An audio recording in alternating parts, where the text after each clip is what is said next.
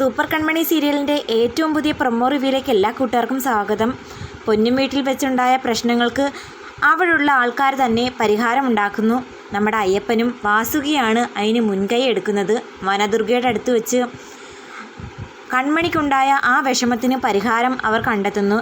കൺമണിയുടെ കഴുത്തിലേക്ക് മണിയൻ പൊട്ടിച്ചുകൊണ്ടുപോയ താലിയാണെങ്കിൽ ദേവ്ജിയുടെയും കരീം സാഹിബിൻ്റെയും അവിടെയുള്ള ജനങ്ങളുടെയും എല്ലാവരുടെയും സാന്നിധ്യത്തിൽ വനദുർഗയുടെ മുമ്പിൽ കെട്ടിക്കുന്നുണ്ട്.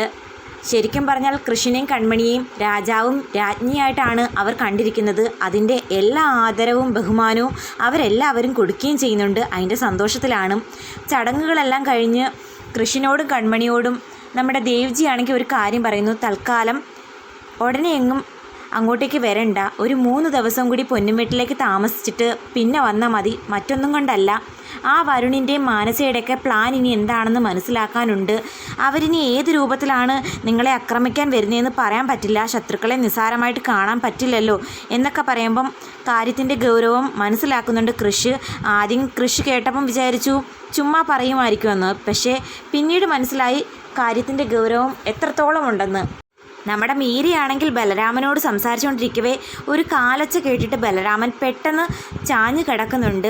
മറ്റാരുമല്ല, സുമിത്രയാണ് വരുന്നത്. സുമിത്ര വരുന്നതിന് മുമ്പ് തന്നെ മീര ബലരാമന് കുറച്ച് നിർദ്ദേശങ്ങളൊക്കെ കൊടുത്തിട്ടുണ്ടായിരുന്നു. അതായത് എണീക്കുമ്പോഴും ഇരിക്കുമ്പോഴും ഒക്കെ സൂക്ഷിക്കണം, സ്റ്റിച്ച് പൊട്ടിക്കഴിഞ്ഞാൽ ഇൻഫെക്ഷൻ ആവാൻ ചാൻസ് ഉണ്ട്, അതുകൊണ്ട് സ്റ്റിച്ച് പൊട്ടുന്ന രൂപത്തിലൊന്നും ബലപ്രയോഗം നടത്താൻ ശ്രമിക്കരുതെന്നും. അങ്ങനെ സുമിത്ര റൂമിലേക്ക് കയറി വരുമ്പോഴത്തേക്കും ബലരാമന് ഇതുവരെ ബോധം വന്നിട്ടില്ല എന്ന് തന്നെ പറയുന്നു. കള്ളത്തരം പറഞ്ഞ് മീരയാണെങ്കിൽ ബലരാമൻ്റെ ജീവൻ എങ്ങനെയെങ്കിലും തിരിച്ചു പിടിക്കാൻ നോക്കുന്ന സമയത്ത് എത്രയും പെട്ടെന്ന് താൻ ഇവിടുന്ന് പോകണമെന്ന് ഉറപ്പിച്ച് പറയുന്നുണ്ട് സുമിത്ര. ഇത്രയും ദിവസം പോകാൻ അനുവാദം ചോദിച്ചിട്ടും വിടാത്ത ഇവർക്ക് പെട്ടെന്ന് ഇതെന്ത് പറ്റി? ഒരു വെപ്രാളവും പരവേശമൊക്കെ ഉണ്ടല്ലോ എന്ന് വിചാരിച്ച് മീര ഓരോന്നും ചോദിക്കുമ്പം കൂടുതൽ വർത്താനമൊന്നും വേണ്ട, മര്യാദയ്ക്ക് നിന്നോട് പോകാനാ പറഞ്ഞത്. അതും പ്രകാരം മീര പോകുമ്പോൾ ഒരു വാണിംഗ് കൊടുക്കുന്നുണ്ട്. ഇവിടെ നടന്ന കാര്യങ്ങളൊന്നും മറ്റാരുടെയെങ്കിലും പറഞ്ഞു കഴിഞ്ഞാൽ ഉണ്ടാകുന്ന ഭവിഷ്യത്ത് എന്താണെന്ന് അറിയാമല്ലോ. അതും കേട്ടിട്ട് മീരയാണെങ്കിൽ ഗുണ്ടകളെ കണ്ട് പേടിച്ച് വിറച്ച് ഓടിപ്പോകുന്നു. നമ്മുടെ ബലരാമൻ കണ്ണ് കാണിച്ച് അനുവാദം കൊടുത്തിട്ട് തന്നെയാണ് മീര ആ ഒരു ഡിസിഷൻ എടുക്കുന്നതും. മീര പോയതിൻ്റെ തൊട്ടു പിന്നാലെ ഒരു സേഫ്റ്റി എന്നോണം ബലരാമനെയും ഭാഗ്യശ്രീയെയും ഗുണ്ടകളും സുമിത്രയും ബാലഗോപാലനും കൂടി ചേർന്ന് ആ വീട്ടിൽ നിന്ന് മാറ്റി മറ്റൊരു വീട്ടിലേക്ക് ഷിഫ്റ്റ് ചെയ്ത് കൊണ്ടുപോകുമ്പം ഭാഗ്യശ്രീ ആണെങ്കിൽ പൊട്ടിത്തെറിച്ചുകൊണ്ട് അമ്മയോട് ചോദിക്കുന്നു, സ്വന്തം മകളോട് ഇങ്ങനെ ക്രൂരത കാണിക്കാൻ നിങ്ങൾക്ക് എങ്ങനെ മനസ്സ് വരുന്നു? ഒരു കാര്യം മറക്കണ്ട, നിങ്ങൾ ഈ ചെയ്യുന്ന ക്രൂരതയ്ക്ക് 8ൻ്റെ പണി കിട്ടിയിരിക്കുമെന്നൊക്കെ. അതൊക്കെ കേട്ടിട്ട് സുമിത്രയ്ക്ക് എവിടെ മനസ്സിലാകാൻ? സുമിത്ര മറ്റേതോ ഒരു ലോകത്തല്ലേ ജീവിക്കുന്നത്. നേരെ കാണാൻ പോകുന്നത് മറ്റാരെയല്ല, നമ്മുടെ മാനസയെ തന്നെയാണ്. മാനസയെ കണ്ട് നടന്ന കാര്യങ്ങളൊക്കെ അറിയിക്കുന്നു. അതായത് ആ കൃഷും കൺമണിയും ഇത്തവണയും നമ്മുടെ പ്ലാനൊക്കെ പൊളിച്ചു, നീ വിഷമിക്കേണ്ട, അധികം താമസിക്കാതെ അവരുടെ മരണം മാത്രമായിരിക്കും ഇനി നീ അറിയാൻ പോകുന്നേ എന്നൊരു വാക്കൊക്കെ കൊടുക്കുന്നുണ്ട്.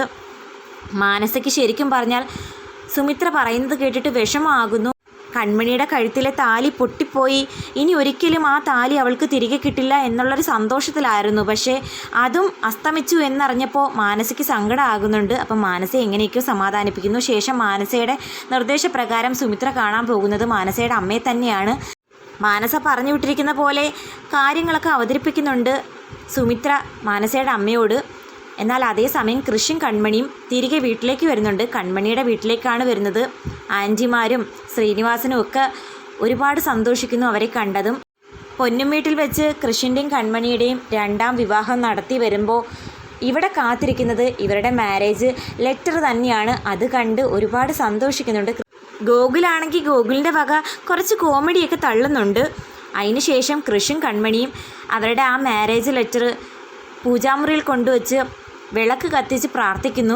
മാനസയുടെ പുതിയ പ്ലാൻ സുമിത്രയെ കൂട്ടുപിടിച്ചുകൊണ്ടാണ് എന്ന് മനസ്സിലാക്കുന്ന കൃഷും കൺമണിയും മാനസയ്ക്കും വരുണിനും സുമിത്രയ്ക്കും ബാലഗോപാലനും ഒക്കെ നല്ലൊരു പണി കൊടുക്കുന്ന ആ ഒരു നിമിഷങ്ങളാണ് ഇനി എത്താൻ പോകുന്നത്. ഉറപ്പായിട്ടും ഇവർക്ക് തിരിച്ചടി കിട്ടുമെന്ന് മാത്രമല്ല, ബലരാമനെയും ഭാഗ്യശ്രീയെയും അവരുടെ കെണിയിൽ നിന്നും രക്ഷിക്കുകയും ചെയ്യും. കാത്തിരിക്കാം ആ നിമിഷത്തിനായി. എന്നിട്ട് കൃഷിൻ്റെയും കൺമണിയുടെയും കുടുംബക്കാർ ചേർത്ത് നടത്തുന്ന വിവാഹ പാർട്ടി കാണാൻ കാത്തിരിക്കാം.